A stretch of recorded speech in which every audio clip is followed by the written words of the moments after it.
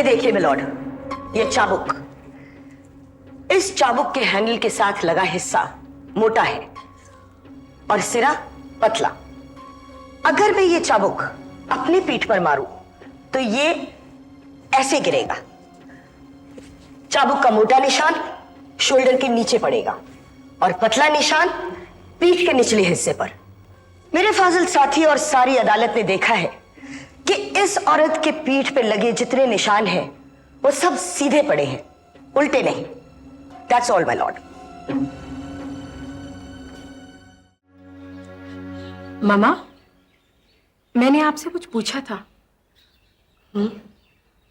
जब डैडी और आपकी उम्र में इतना फर्क था तो फिर आप इस शादी के लिए राजी क्यों हो गई?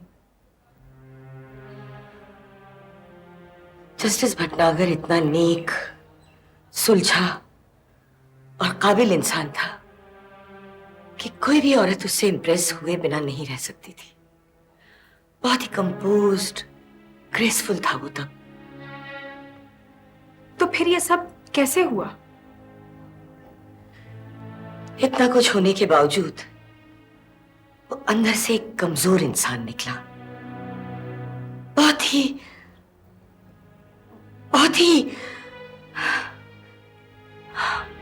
आई एम सॉरी, मालूम नहीं मैं कितना गंदा लफ्ज इस्तेमाल करने वाली थी। खैर, उस वक्त मैं अपने प्रोफेशन में इतनी इन्वॉल्व थी कि शादी का ख्याल तक मेरे दिल में नहीं आता था। और अगर जस्टिस भटनागर की अदालत में मुझे एक क्लाइंट का मुकदमा ना लड़ना पड़ता तो शायद मैं शादी ही ना करती। बस उसी मुकदमे के साथ मेरे दुखों की दास्तां शुरू हो जाती है। मैं अपना केस प्लीड कर रही थी और वो बड़े गौर से मेरी बहस सुन रहे थे।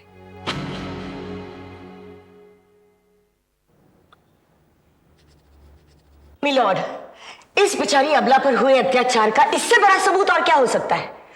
इसके माँ बाप ने इसे उस वैशी दरिंदे के पल्ले बांधा। इसका मतलब यह तो नहीं कि ये सारी जिंदगी भर जुल्म सहती रहे और उफ तक ना करे। Point of order your honour. Yes your honour, मैं अपने तमाम गवाहों के जरिए यह बात साबित कर चुका हूं कि यह औरत सरासर झूठ बोल रही है। ये जो चाबुक के निशान इसकी पीठ पर है, यह उस चाबुक के हैं योर ऑनर जिससे ये अपने मासूम पति को पीटा करती थी। वही हंटर इसने अपनी पीठ पर दे मारा और यहां आकर बवेला मचा दिया कि इसके मासूम पति ने इसको पीटा है। ये चंट और मक्कार किस्म की औरत है योर ऑनर। यह बात मैं अपने तमाम गवाहों के जरिए साबित कर चुका हूं। किन गवाहों के जरिए? वही जो रातों रात खरीदे गए हैं? Objection milord. Objection overrule. इन्हें बोलने दीजिए। Thank you my lord. ये देखिए मिलॉर्ड, ये चाबुक, इस चाबुक के हैंडल के साथ लगा हिस्सा मोटा है और सिरा पतला। अगर मैं ये चाबुक अपनी पीठ पर मारूं तो ये ऐसे गिरेगा। चाबुक का मोटा निशान शोल्डर के नीचे पड़ेगा और पतला निशान पीठ के निचले हिस्से पर। मेरे फाजिल साथी और सारी अदालत ने देखा है कि इस औरत के पीठ पे लगे जितने निशान हैं वो सब सीधे पड़े हैं, उल्टे नहीं। That's all my Lord.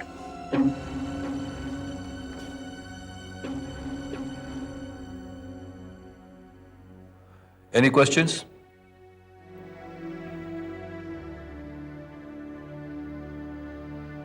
अदालत अगली तारीख तक बर्खास्त की जाती है। The court is adjourned.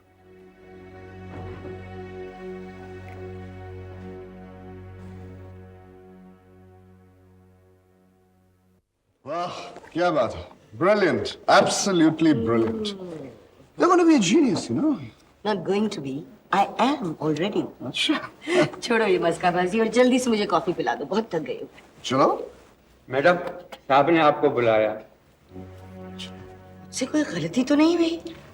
तू तो हर वक्त गलती करती रहती। मैं अभी आती हूँ। नो रियली, जरूर मुझसे कोई गुस्ताखी हुई है। जाकर पूछा, बड़े साहब ने बुलाया है, जाना ही पड़ेगा। तुम भी चलो ना मेरे साथ। मैं नहीं बाबा, मुझे तो डर लगता है। जस्टिस भटनागर ने बुलाया है, कोई और बुलाता तो शायद। Anyway, all the best. तुम चलो जाकर मिलाओ, मैं तुम्हारा बार रूम में इंतजार करता हूँ।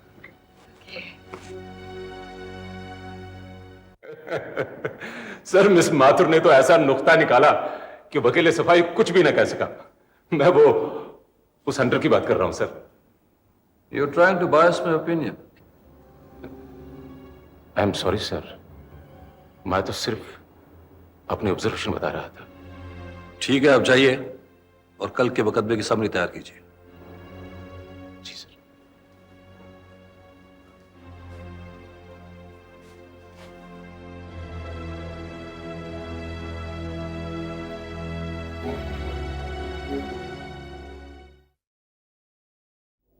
May I come in, sir? आइए आइए,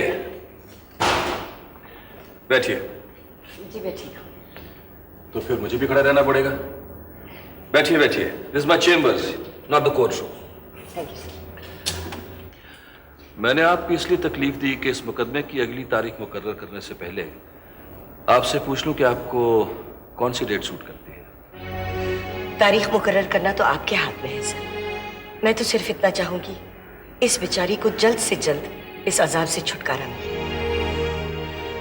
if I am not being too inquisitive, आप कब से प्रैक्टिस कर रहे हैं?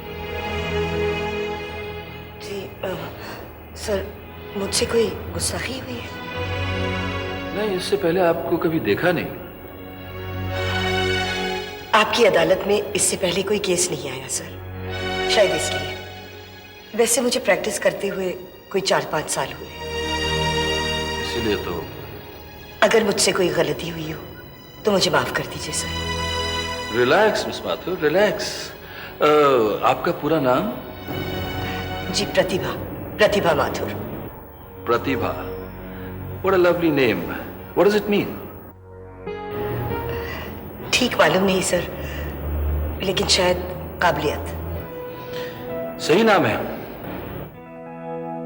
मुझे कहना तो नहीं चाहिए क्योंकि जजेस को किसी तरह की तरफदारी नहीं करनी चाहिए, लेकिन मैं आपसे ये कहे बगैर रह नहीं सकता कि आपकी जिरा सुनकर मुझे यकीन है कि एक दिन आप बहुत बड़ी वकील बनेंगे। And I am not flattering you, I mean it. मुझे अपने बारे में कोई गलतफहमी नहीं है सर। हाँ, तो कौन सी तारीख सूट करेगी आपको? Any dates that suits the other party sir. अब मैं जा सकती हूँ? वो ठीक है, आप जा सकते हैं। Thank you sir. And keep it up. Yes.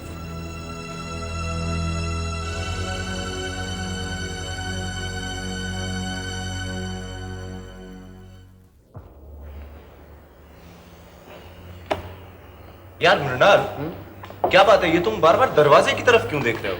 किसी का इंतजार हो रहा है क्या? अरे भाई, पता नहीं वो प्रतिभा कहाँ रह गई। अरे आएगी, आ जाएगी। यार शुक्र करो कि तुम दोनों की अब तक शादी नहीं हुई है। अगर हुई होती तो तू तो उसे अपने पहलू से कभी अलग ही नहीं होने देता। ये मजाक तुम दूसरी बार कर रहे हो। आइंदा अगर इस तरह की बातें की तो मैं तुम्हें बख्शूंगा नहीं, कह देता हूं।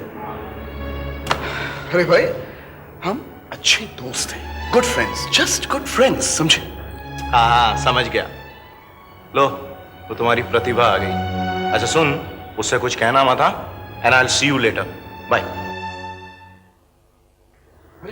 कहाँ थी इतनी देर? मिले? हाँ, जरा दम तो लेने दो। अब बताओ, क्या कह रहे थे? बिगड़ रहे थे क्या? अब अगर कहूं कि वो मेरी काबिलियत की कितनी तारीफ कर रहे थे तो तुम जलकर कोयला बन जाओगे। कोई फायदा नहीं, यहाँ कोई इंप्रेस होने वाला नहीं। देखो देखो कितना पसीना आ रहा है। पता नहीं कितनी कितनी कड़वी सुनाई होगी। जस्टिस भटनागर और वो किसी की तारीफ करे। नो रियली मृणाल, वो मेरे आज के आर्ग्यूमेंट से इतने इंप्रेस हुए थे कि पूछ रहे थे अगली हियरिंग की तारीख कब मुकर्रर करूं। वैसे एक बात बताऊं, तुम्हारे आर्ग्यूमेंट से मैं भी काफी इंप्रेस्ड हूं।